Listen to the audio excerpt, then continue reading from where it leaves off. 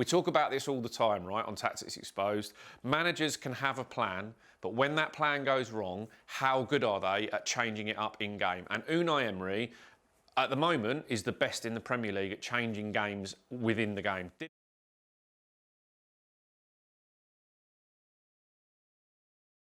Aston Villa FC are one of the most informed teams on planet Earth as they beat Chelsea 2-1 at Stamford Bridge, coming from behind on Saturday night to keep themselves third in the Prem, 3 points behind leaders Arsenal and 7 points clear of Liverpool in fourth. I'm Will Pugh. This is Tactics Exposed. That's Sun Sports tactical guru Dean Scoggins. Dino, Villa haven't looked amazing in large parts of recent games, but 11 wins on the spin in all competitions is absolutely phenomenal. How do we stop them? Well, that's what we're going to answer in this video. Yeah, a little bit, yeah. And how do they keep doing it, which is quite remarkable, really. Second half team, 18 goals in the second half this season, and then getting their striker back in form as well, which could be key in this title race. Absolutely. Well, as always on Tactics Exposed, Dino, you've got 5 points from that game at Chelsea, which we're going to cover. You're going to tell us all about in a second. But we're also going to have a little bit more of a broader look, aren't we, about how this leaves the title race and how other teams in the Premier League, particularly Arsenal, who they play this week, of course, can actually stop them doing what they're doing. Yeah, and Chelsea gave a pretty good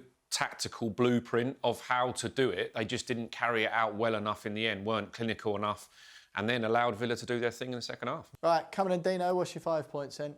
Yeah, OK, let's start with number one for he's an Ollie Goodfellow. We have to start there, the main man with the 2 goals, but really it's about that fantastic Unai Emery in-game switch that changed the game. Number 2, Onana, what's your game? I mean, another Emery switch. The difference in midfield with him and Kamara there, and a bit of a warning for Arsenal, really. Number 3, Morgan Freeman. You like that one, didn't you? That was good. Playing at number 10 didn't really work. Him and Tielemans switched, and then they moved him from the left to go in. Far better from Aston Villa. Number 4 is round but not through. How you can get at Aston Villa. Chelsea did quite well, but didn't capitalise on that. Arsenal might. And number 5, how do Arsenal or Man City or anybody stop Aston Villa? Now, Dino, Ollie Watkins for point number 1. He called Unai Emery after the game a tactical genius for his substitutions. That's our job. We're supposed to do that, not Ollie Watkins. Well, I was going to say you are also a tactical genius. Now, Dino, I feel like I might be throwing you under the bus here because we were texting each other during the first half of the game when Villa were getting absolutely pummeled by Chelsea, who looked brilliant. And you said to me, well, this is the problem. Who have they got to bring on? Because Ollie Watkins not very good in front of goal at the moment. He comes on, proves you wrong, proves that Unai Emery is a genius, then says he's a genius after the game, which I thought was a bit peculiar because he started him on the bench. Yeah, and I would say, I also said that the thing about Ollie Watkins is he's done so well is his hold-up play has been so much better, and Marlon's been better coming on in goal-scoring positions. So there's a bit of a dilemma there for Emery in that in open play, Watkins has been far better, but they look more dangerous and more like they're going to score when Marlon's playing. So that was sort of and also you've got to move your squad around at this time. You can't just play everyone. But it was a right flex from him on the hour mark to bring those 3 players on all at once. Yeah, come on, just talk to me about Watkins then, because all of what you've said there, that was not the case at Stamford Bridge. Villa looked awful in the first half. Daniel Marlon in particular, barely had a touch, I think, for the whole of the first half. Watkins comes on. Just talk to me about what Unai Emery identified, and again, what we were talking about over the messages and as the first half was going on, was that Marlon was just so isolated against Chelsea, and Villa couldn't get out. Quite. And what Villa have been really good at in the whole season so far, but especially the last 11, 12 games, is that they've moved up the pitch in units. So they play through the middle, they bring their 2 10s in from the outside, their inverted forwards into the game, get very close to the centre forward and create that triangle around the centre forward. And they just couldn't do it against Chelsea. And when they did break away, Morgan Rogers got away once or twice. Once where Reece James got back at him brilliantly, and another time where he probably should have shifted and shot on the edge of the box. But it was 4v2. And so they were outnumbered all the time. And I think Marlon had 6 touches in an hour, which is just, I mean, that's like Erling Haaland switching off levels of touches. You know, that... Just without the goal scoring. Yeah, without the goal scoring as well. But, you know, and so there was obviously a problem there. And the problem wasn't just that Marlon was sort of tossing it off. He wasn't just jacking it in and going, I'm not running. You know, that's completely. Say that? Yeah, I think we're right. But I'm completely unfair on Marlon to say that. Villa weren't getting bodies around him and they weren't putting the ball in the right places, as well as Marlon wasn't making the right runs.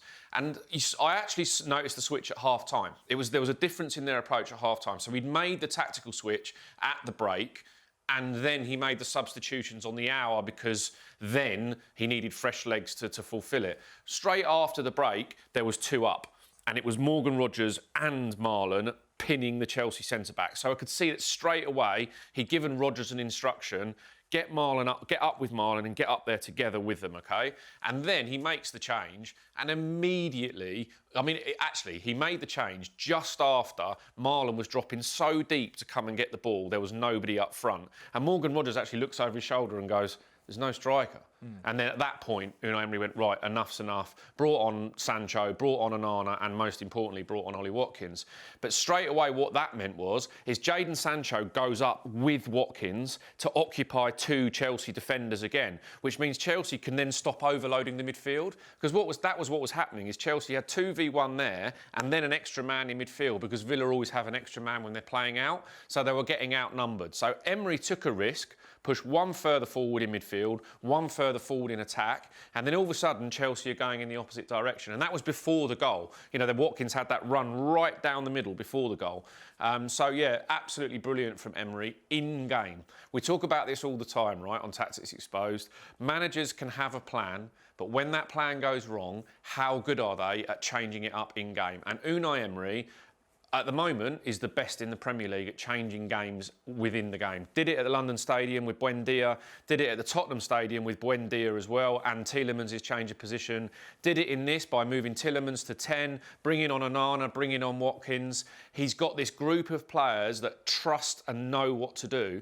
And in this, it was 2 different tactics. It was a 4-4-2 out of possession, and then it was go to 3 up to try and pin Chelsea in the second half. So fair play, very, very good. Yeah, totally agree, Dino. However, are you suggesting then that it was actually more what was happening behind Ollie Watkins and the forwards, or that it was something different that Watkins was doing to Marlon? Because Marlon really was bad in the first half, but again, Villa just couldn't get out of their own box, it appeared, so he's hardly going to get the ball much. Did Watkins do anything different to Marlon when he came on, or was it actually he was just a beneficiary of the other tactic? There were both of those things, so I think we'll come on to Onana in a second, but the main thing that, we saw this great image of Emery with his arm round Ollie Watkins before he goes on, and he's going like this, and I guarantee you what he's saying is, just get on the last man, please.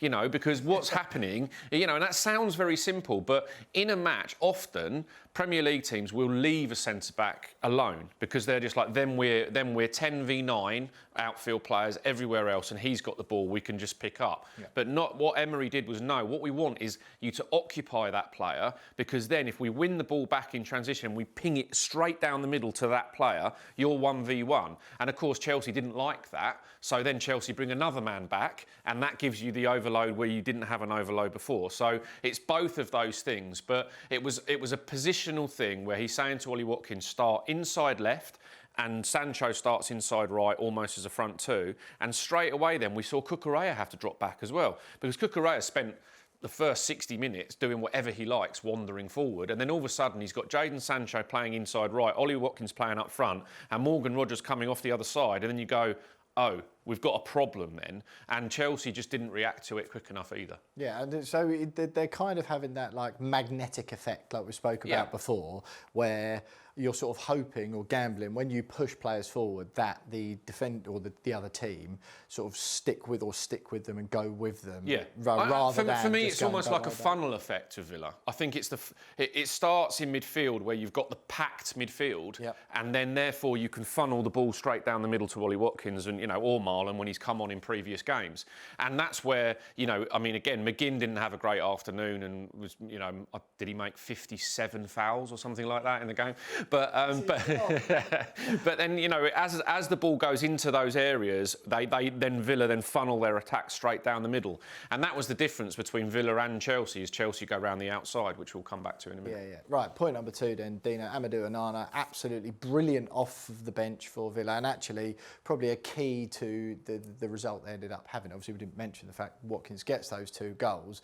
Brilliant striker play, brilliant centre-forward play, but it all came from the switch-up in midfield. One thing we were texting about, you said about Watkins not being very good in front of goal recently, comes on, proves that wrong. The other thing you did say is, though, the reason they can't get out from the back is because there's no Onana. The Onana effect, he comes on, absolute, totally different team, transformed the way Villa were playing. Yeah, and he transformed Kamara. And, you know, I'm a massive fan of Boubacar Kamara, as I said in the episode a couple of weeks ago.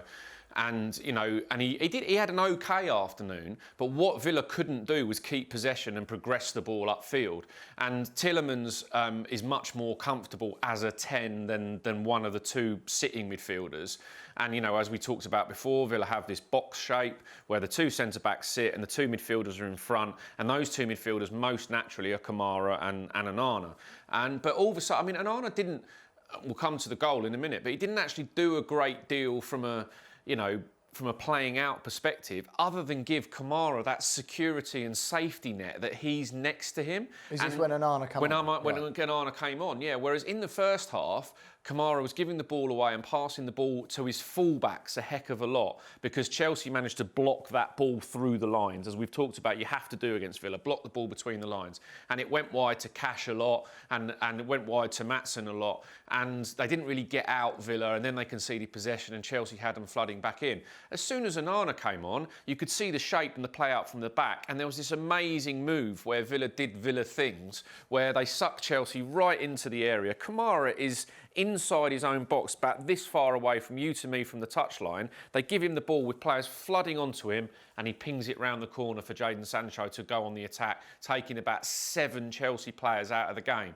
And then all of a sudden, Chelsea are going, we've had this complete game plan and this has been blown to smithereens. And basically because Kamara knows he can take the ball under pressure, and if he gives it away, he's got Onana there to go and hunt it afterwards and give it back. Tielemans, who was playing in that Onana position in the first half alongside Kamara, as I was watching, thinking, well, he's a class player, particularly in those, because I was just watching going, they can't get it out from the back. Yeah. Chelsea were obviously flooding them in pressure, but I'm thinking that doesn't make sense to me because Tielemans is obviously a more dynamic midfield player. He's excellent on the ball. He takes the ball on the half turn, which you've spoken about a lot all the time. Onana, amazing as he is, you think for the actual playing out from the back, the on-the-ball part, you'd rather have Tielemans there, but actually, once Tielemans moved up the pitch and Onana comes on, they looked so much better. Yeah, and they had because they had Tielemans and Rodgers then receiving the ball 25 yards further up the field than they did before, where Tielemans was getting, Kamara's getting frustrated with Tielemans because he's not next to him.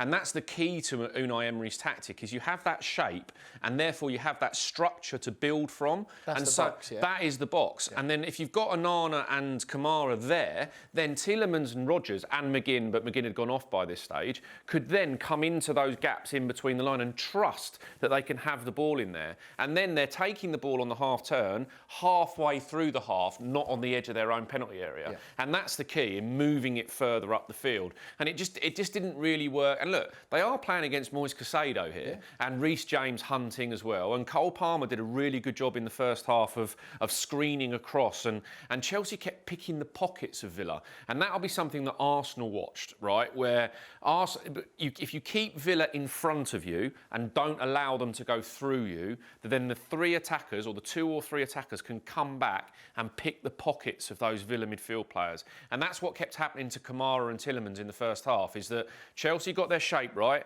no through ball to Rodgers, no through ball to McGinn, and Marlon was nowhere. And then, from behind, Garnacho, Neto, Palmer and Pedro were all coming and picking those pockets. And Arsenal will have watched that and thought 2 things: keep them in front of you and then come and get them from behind. Yeah, it just seemed to be like I was watching the same thing over and over again, where Villa would win the ball back, but quite deep, after Chelsea had another impressive-looking attack. It seemed to always fall to Kamara, and then he's like, they're playing out in this quite in an accomplished fashion, in like tight spaces on the edge of their own box. But then they play 1 or 2 little passes. You go, oh, well played. And then you're expecting it to go, and it didn't go anywhere. No, it didn't. And so that change in the second half was, just brilliant. Yeah, absolutely. Yeah. Right, number 3, Dino, Morgan Freeman. You like this one? Yeah, I mean, look, Morgan Freeman, right? This is pretty much it. Look, I mean, and look, he didn't have his best afternoon. After, you know, he found it quite difficult. He had a couple of scraps with Chalobah and, you know, and had a good go at a few other people. He obviously doesn't like Cucurella, but not many people do. Well, quite, yeah, a hard man to like unless you're a Chelsea but I fan. mean, still at that moment, you know, you're thinking. I actually thought at one stage when the board went up and Buendia was sort of like, me, am I coming off? You thought, well, you're not going to take Rodgers off, are you? And also, Buendia had been so lightweight. Yeah, he had been very lightweight. But the reason then you see that you don't take Rodgers off is it happened straight afterwards. He was robbed of an assist, by the way, because the ball ricochets back off the goalkeeper from Ollie Watkins, so he doesn't get the assist. But Onana gets in that position, first of all.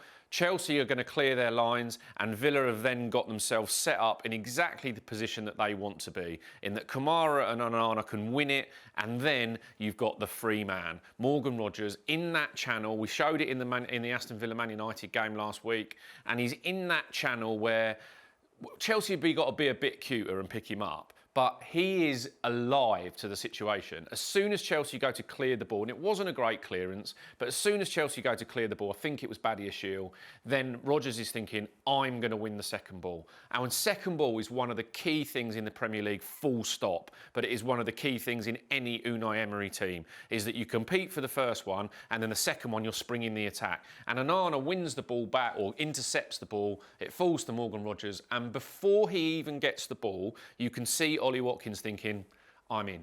Because Rodgers is going to get it. I know he's going to give it to me down that channel. Yeah. He feeds it down the channel. And all right, Watkins does get a bit of luck and Chelsea are a bit unlucky. But it's that speed of thought that is the difference between that level of player and, you know, and the rest of them, to be quite honest. And look, Cole Palmer was very, very frustrated when he came off and then he watches his mate sort of, level the game up for Aston Villa. Yeah, it's just weird, isn't it? Because he doesn't score a screamer from outside the box. Everyone's like, oh, he's had a bit of a quiet game, but still making an impact. I get the sense as well, especially compared with Buendia, who I thought was disappointing in that first half, even just his presence on the pitch, right? If you're a defender, you've seen the run of form he's on and the run of form Villa are on, thanks to this guy, it's got to be more of a pull and more of a anxiety-inducing thing than having Emi Buendia on instead. Yeah, absolutely. And I spent a lot of the game watching Reece James against Morgan Rodgers. It was quite fascinating. 3 or 4 times I rewound different bits and looked at the two of them because, you know, Reece James is one of the form players this season, one of the best players in the Prem this season, and Rodgers, you know, arguably the best player of the last 2 months in the Premier League this season. So it was great to watch them together. And it was actually a bit of a pointer, I think, to the Arsenal game as well, because we might see Declan Rice play right back again for Arsenal because of their injury issues. Bless them. You know, but that means that it could be Rice v Rodgers in those positions, and obviously Declan Rice could do a heck of a lot worse than watch Reece James. And you know, the duels that was going back and forth, and the cat and mouse game where Rodgers was like, do I follow him back in there because I've got to do my defensive work, which he's very good at, by the way. And then, but actually, if I let him run and then we win the ball back, then we spring the attack going the other way. And actually, in the instance that Ollie Watkins scores the goal, it's because Morgan Rodgers takes a risk and he thinks, well, if Onana does win this back, I go and get the ball in the number 10 position and in that big area of space. And actually, if Onana doesn't win the ball back, Reece James could be going the other way. So that risk-reward cat and mouse between the two was great to watch. Again, another moment of exceptional quality from Morgan Rodgers. Nice one, Dino. Right, point number 4 then. Round but not through. We've talked a lot about what Villa do on the ball and how impressive they are going forward, particularly with Morgan Rodgers, of course. But they are having to do a bit of defending in these games as well. And they're also doing that reasonably well, but just maybe a couple of chinks in that armour. Yeah, definitely. And I know we say that they've got big games coming up at the Emirates and the likes, but every game now is massive. This is the Premier League title race. They are in it for now. How long they can keep this going is another matter. But I know that the Chelsea fans, particularly our very own Lloyd Canfield, was very frustrated with Enzo Maresca after this game. But I actually think that Chelsea did a relatively good job in getting at Villa. It was just the final bit, and this is where perhaps Arsenal can capitalise.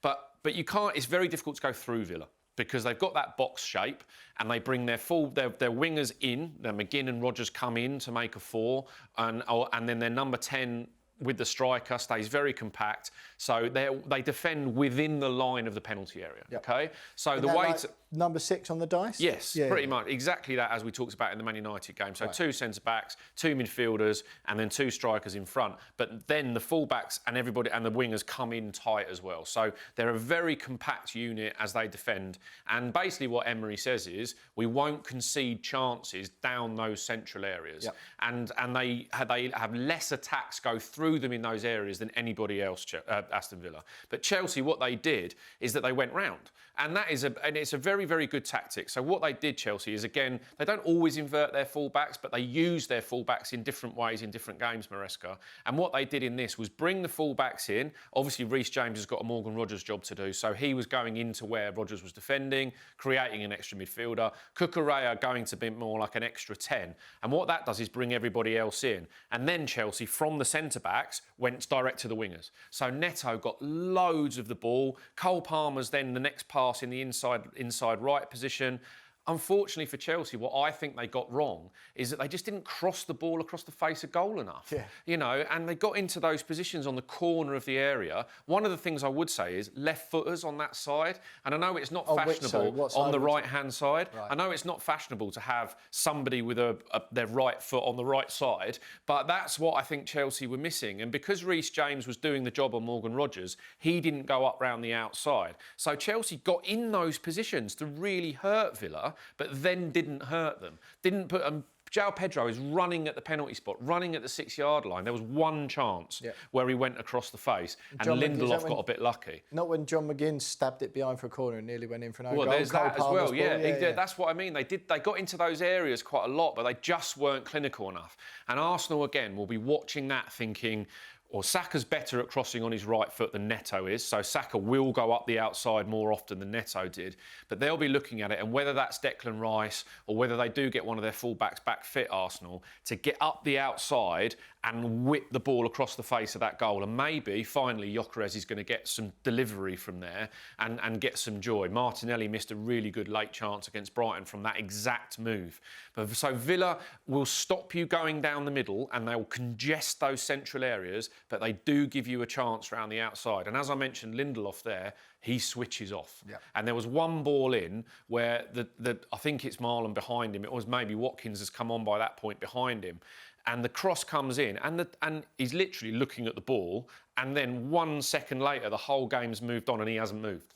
And that is, again, he's the weak link. Cons is a fabulous player and does a lot of cover work, but without Pau Torres and without Tyrone Mings, target Lindelof. Target that front post area, round the sides, and deliver it into that front post. And that's what Arsenal will be looking at. Yeah, you do sense as well that obviously Garnacho on that left for Chelsea as well. If they'd had someone down that side, same sort of thing, really. Yeah. His tendency is to cut inside all the time. Yeah, and Cucurella went up the outside a few times and they got into that position, but they just didn't fire it across. And look, maybe I'm not giving enough credit. On that side, you have got Konza blocking the front post run. Centre-backs make that front post run, make sure the ball doesn't go between you and the front post is the plan. But on the other side, where you are targeting Lindelof, I do think that they missed a trick, Chelsea, and there was an opportunity there, and that is what Arsenal will target. Right, Dino, point number 5 then. How do you stop Aston Villa? Because you've sort of alluded to it there, that maybe there's some defensive fragilities or there's certain ways which teams can sort of have an impact against Villa when they're going forward and Villa are having to defend. But even you said it. You said, oh, they're in the title race for now. If it was Liverpool in third, 3 points off the leaders at the moment, we'd be saying, oh, what a title race this is. It's really heating up. They've played quite a lot recently where for large parts of the game it would be fair to suggest that they were the second best footballing team on the pitch, particularly in the first half against Chelsea, happened lots of against West Ham, even Man United. And yet they keep pulling these results out the bag. You don't do that 11 games on the spin without there being some quality in there and something deliberate. Yeah. What is going on? And more to the point, how do other teams, obviously Arsenal this week, but how do other teams, and what do Arsenal, Man City hope other teams start to do to actually stop Villa doing what they're doing? Well, the big thing for the Arsenal game to begin with is no Cash, no Kamara. So that's huge. You know, Kamara is a huge, huge player for Aston Villa and they will miss him. So they've got a big problem to solve there because, as I said, they look so much better when it was Onana and Kamara. So most likely it's going to be Onana and Tielemans, and then it'll be Buendia, Rodgers and McGinn as a three ahead of that. So there's an area straight away to target, is to just stop them getting possession.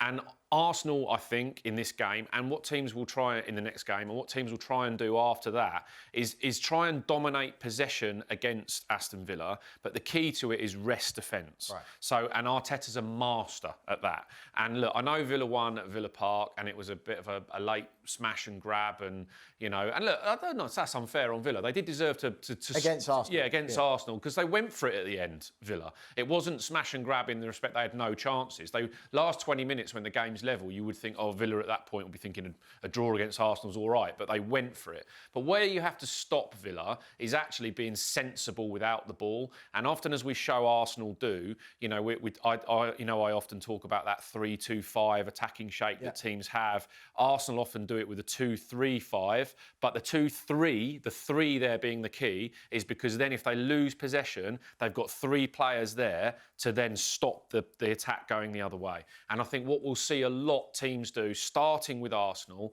is setting up in that shape. And actually, you have to be brave to do it. Like we've talked about with Man United, with defenders jumping out of a back 3 previously, you have to, against Villa, be brave against it. Leave 2 centre-backs there against the 1 striker, because you can. 2v1, that's OK.